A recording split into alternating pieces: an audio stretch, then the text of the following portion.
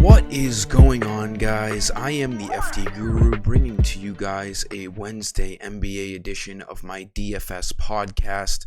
We did really well last night, swept the board with hybrid cash and GPP. The cash team did the best, scoring 407. It was quite a high-scoring night. There's been a lot of high-scoring nights since health and safety protocols got so wild. I'm going to be giving free Guru credits in this video. You have to like the video, make sure you're subscribed to my YouTube channel, and DM me on Twitter your FD Guru username, and I will give you 15 free Guru credits. Again, DM me on Twitter. Don't comment on this video because YouTube's been very inconsistent with all my comments showing up. So do a Twitter DM. I will add those credits. Ready to crush tonight's 9-game, possibly 8-game slate. The Miami and Spurs game is in jeopardy of being canceled. Currently, the Heat only have 7 available players, and that you need 8 to have a game play out. So it looks like the game is depending on if the Heat can sign a guy or not by tonight. So there's obviously a lot of great value on that Heat side of things if the game does play out, but I'm going to leave that game out of this video. I will not be playing anyone in that game if by 7 o'clock lock we still don't have news on that game. I need to see a confirmed start, or else it's just far too risky. So before we get into my picks, my sponsored sportsbook is BetUS. Use the promo code below and the link. Promo code is JOIN125, minimum deposit of $50, and they will match it 125%. All the info is below this video. So these are my favorite plays as of right now in the early afternoon. Things tend to change. At point guard, I'm liking Eric Bledsoe once again. No Reggie Jackson, no Paul George. He is the clear-cut highest used player on the Clippers with those guys out. His price hasn't changed. 5,500 is a fine price. He needs 27 fantasy points to hit value. He had a pretty bad game against the Nets and still found a way to pretty much hit value. His usage is just so high, and he's going to play so many minutes that I just think that he will easily be able to get around 30 to hit value. The Celtics are without Jason Tatum again, so it shouldn't be a blowout. Clippers should be able to stay in this game, and Eric Bledsoe makes for a solid guard play tonight.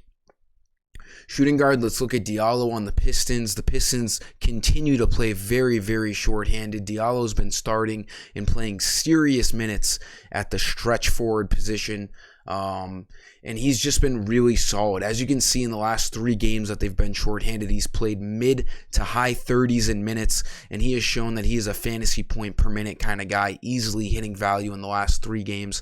Arguably his best game of the season last game, 39.6. The Pistons continue to give him a little bit more usage each and every game that they are shorthanded. He needs 30 to hit value tonight.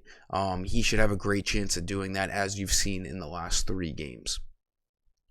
Small forward, let's go to Cam Reddish. He was low owned 2 nights ago, last time he played, because Trae Young was back. It doesn't matter.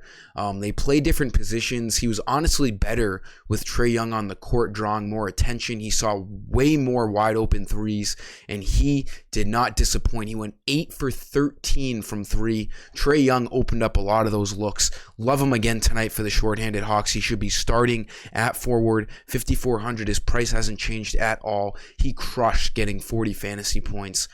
He needs just 27 tonight. He is one of my favorite plays on tonight's slate against the Bulls.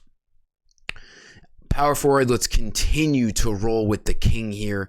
The best stud on tonight's slate. I have picked him, I think, the last 3 or 4 games that he's played, and he has not disappointed. Over 60 in the last 3 games.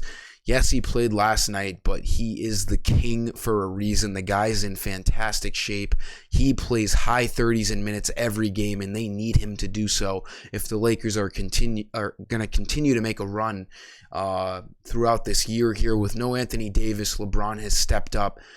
He should be around 12,000 tonight, 11,200. He needs 56 fantasy points to hit value.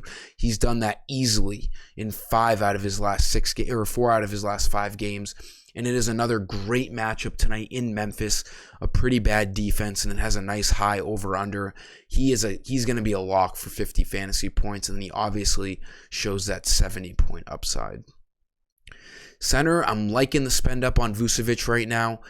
Things could change, but 8,300 is a fine price on him. He has been playing fantastic in the absence of Lonzo Ball. There's been more usage. It's really just been the Zach LaVine, DeMar DeRozan, Nikola Vucevic show.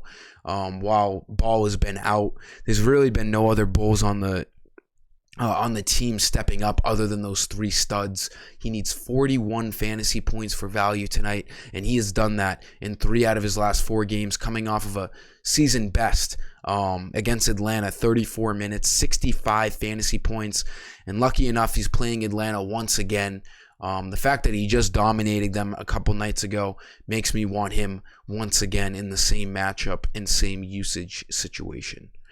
That'll sum up today's video, guys. Again, just DM me on Twitter, your FD Guru username, to get 15 free Guru credits. I'll be more than happy to add those to your account.